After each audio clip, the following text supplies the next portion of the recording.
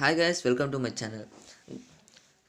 Guys, இன்னைக்கு நம்ம data டைப்ஸில் நம்ம லாஸ்ட் டேட்டா டைப் பார்க்க போகிறோம். ஸோ இதுக்கு முன்னாடி நம்ம சக்ஸஸ்ஃபுல்லி 3 டேட்டா டைப் பார்த்தாச்சு. உங்களுக்கு தெரிஞ்ச மாதிரி நம்ம நம்பர் டேட்டா டைப் பார்த்தோம், பின்ன அதுக்கப்புறம் டியூபிள்ஸ் பார்த்தோம், பின்ன அதுக்கப்புறம் லிஸ்ட் பார்த்தோம். இந்த 3 டேட்டா டைப்பும் சக்ஸஸ்ஃபுல்லி நம்ம கடந்ததும். இப்போ நம்ம ஃபோர்த்து டேட்டா டைப் பார்க்கலாம். Fourth data type last data type வந்து டிக்ஷனரி. இதில் ஒரு சின்ன பேராகிராஃப் அதில் இருக்க டெஃபினேஷன் நீங்கள் அழகாக புரிஞ்சுக்கலாம். இதில் என்ன எழுதியிருக்காங்க பாருங்கள். This is a very powerful data type to hold a lot of related information. என்ன வெரி பவர்ஃபுல் டேட்டா டைப், இது வந்து ரொம்ப பவர்ஃபுல்லான டேட்டா டைப். இதுக்குள்ளே என்ன ஹோல்ட் பண்ணணும்னா ரிலேட்டட் இன்ஃபர்மேஷனை ஹோல்டு பண்ணும். Dictionary in Python R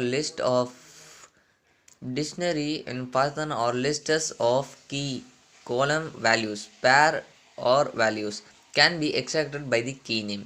Dictionary are created by using braces, curly braces,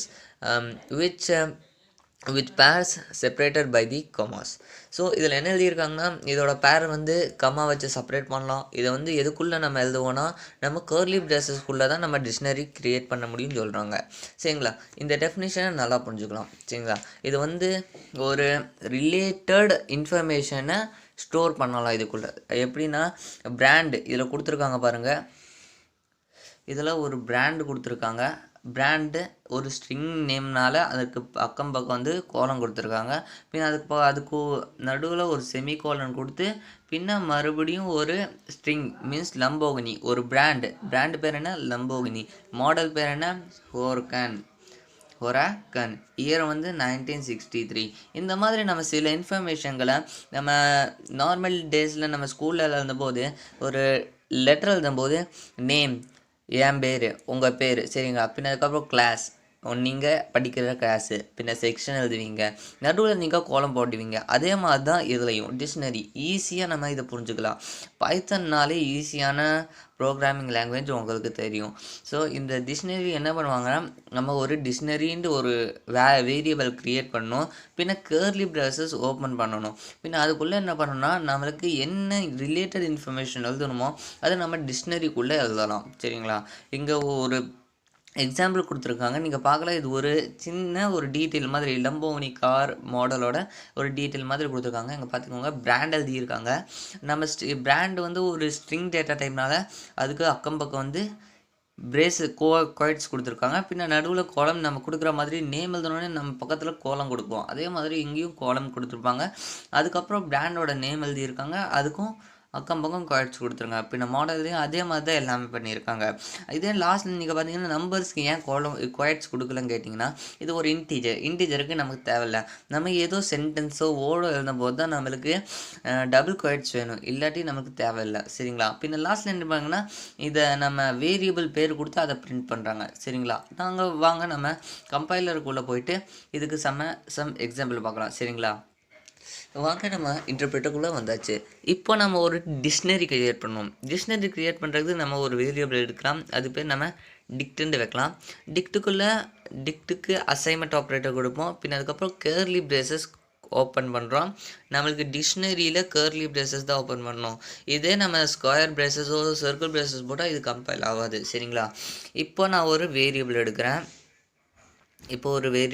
அடுத்த லைன் போயிட்டு இப்போ நான் எழுதுகிறேன் நேம் கொடுத்து பின்ன இந்த கொயிட்ஸால் க்ளோஸ் பண்ணிவிட்டு அசைன்மெண்ட் ஆப்ரேட்டர் யூஸ் பண்ணிவிட்டு இதுக்குள்ளே நான் அசைன்மெண்ட் ஆப்ரேட்டரில் கோலம் கொடுக்குறேன். கோலம் கொடுத்துட்டு பின்ன அதுக்கப்புறம் இதுக்குள்ளே நான் ஒரு வேல்யூ ஸ்டோர் பண்ணி என்ன வைக்கிறேன்னா என் பேர் என்ன. ஸோ நான் என் பேரை ஸ்டோர் பண்ணிட்டேன். ஸோ இங்கே பாருங்கள், நீங்கள் நேம்குள்ளே வந்து என் பேர் என்னென்னா ஜமால், இது ரிலேட் பண்ணதில்லை. என் பேர் என்ன? ஜமால், ரிலேட் பண்ணுறேன் நான். தென் அடுத்தது நான் ஸ்டாண்டர்ட் நான் எஸ்டிடின்னு கொடுத்துப்பேன். அதுக்கு முன்னாடி எனக்கு கோயிட்ஸ் கண்டிப்பாக கொடுக்கணும், இல்லாட்டி கம்பைல் ஆகாது, ஏதாச்சும் எரர் காட்டிடும். ஸோ இப்போ நான் கொடுத்துட்டேன். இப்போ நான் எத்தனாவது படிக்கிறேன்? நான் 12th தான் படிக்கிறேன். நான் ஒரு இன்டிஜர் எழுதுனால நான் எதுக்கு கோயிட்ஸ் கொடுக்க தேவையில்லை. சரிங்களா, இங்கே பாருங்கள், இன்வேலிட் சின்டெக்ஸ் நடுவில் கோயிட்ஸ் கொடுத்தா இன்வேலிட் சின்டெக்ஸ் சொல்லுது. சரி, இப்போ மறுபடியும் ஒரு டிக்ட் கண்டுபிடிக்கலாம். டிக்ட் எழுதிக்கிட்டேன். டிக்ட்டுக்குள்ளே வந்து டிக்ட்டுக்குள்ளே வந்து நான் ஒரு கேர்லி பிரேசஸை திறக்கிறேன். கேர்லி பிரேசஸை திறந்துட்டு அடுத்த லைன் வந்துட்டேன். பின் அதுக்கப்புறம் நான் என்ன பண்ணுவேன்னா ஒரு குவாட்ஸ் எடுப்பேன். ஸோ இப்போ நம்ம ஒரு பிராண்டே எடுத்துக்கலாம். பிராண்ட் எழுதிக்கிட்டேன். சரி பரவாயில்லையா, நம்ம இதை தான் எழுதணும். அடுத்ததுக்கு போகலாம்.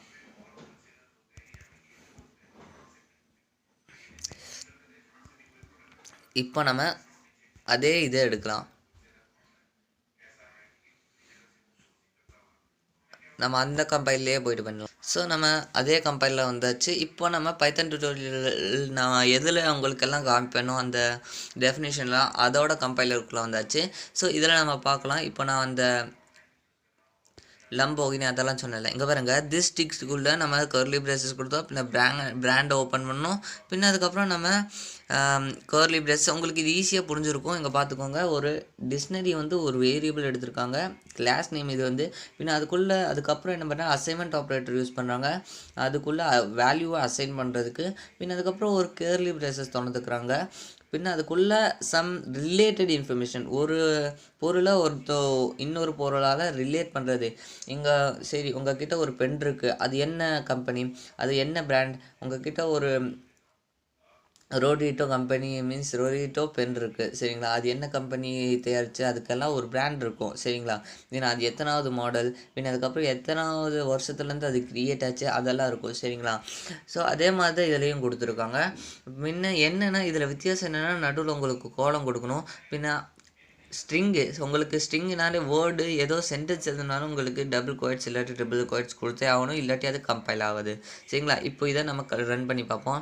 ஸோ இங்கே பாருங்கள் கொடுத்துருக்காங்க, பிராண்ட் வந்து லம்போகினியாமா, பின்ன மாடல் வந்து ஹியூராக்கன், பின்ன அந்த லாஸ்ட்டாக இயர் வந்து கொடுத்துருக்காங்க. ஸோ இது இவ்வளோ ஈஸியான டிக்ஷனரி, இவ்வளோ ஈஸி பைத்தனை நம்ம ஏன் கற்றுக்கக்கூடாது, ஈஸியாக நம்ம கற்றுக்கலாம். ஸோ கைஸ் வீடியோ நினச்சா லைக் பண்ணுங்கள், சப்ஸ்கிரைப் பண்ணுங்கள், அது பக்கத்தில் இருக்க பெல் ஐக்கானை ஆல் மேலே செட் பண்ணிக்கோங்க. தேங்க்யூ.